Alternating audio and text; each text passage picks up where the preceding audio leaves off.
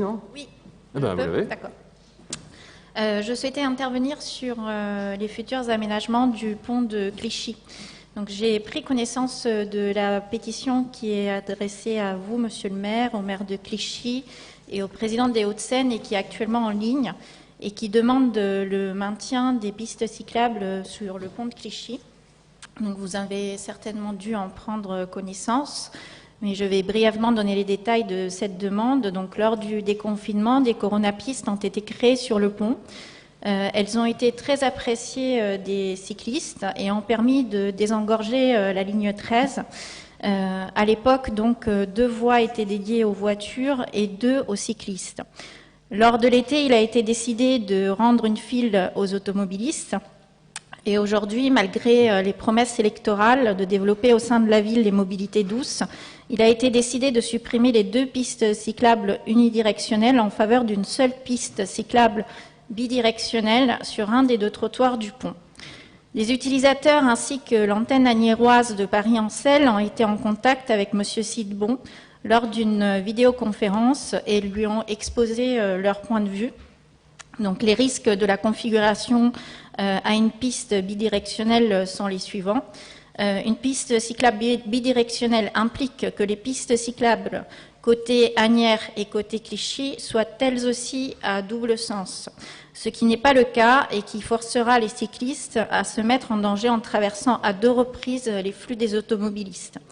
Malheureusement, et ça va dans le même sens que le groupe de travail sur le règlement intérieur, on propose d'ouvrir le dialogue et de convier tous les utilisateurs et les experts au débat, mais finalement on ne tient pas compte des avis des usagers ou de l'opposition dans le cas du règlement intérieur.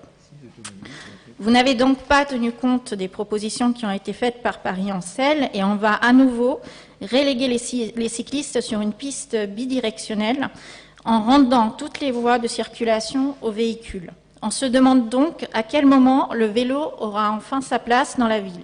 Et il suffit d'ailleurs de voir toutes les photos prises par les cyclistes ou les piétons qui mettent en exergue des pistes cyclables et des passages piétons servant de parking ou de dépôt sauvage. Ceci, c'est malheureusement le quotidien des personnes qui se déplacent à vélo ou à pied à Asnières.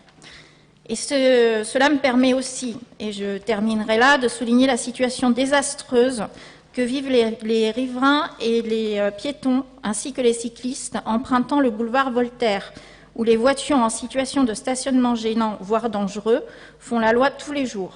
J'ai d'ailleurs sollicité, à titre personnel, à 2 reprises samedi dernier, la police municipale, car des voitures étaient stationnées sans gêne, soit au milieu de la rue, soit sur les trottoirs, entre le boulevard de Voltaire et la rue du Château.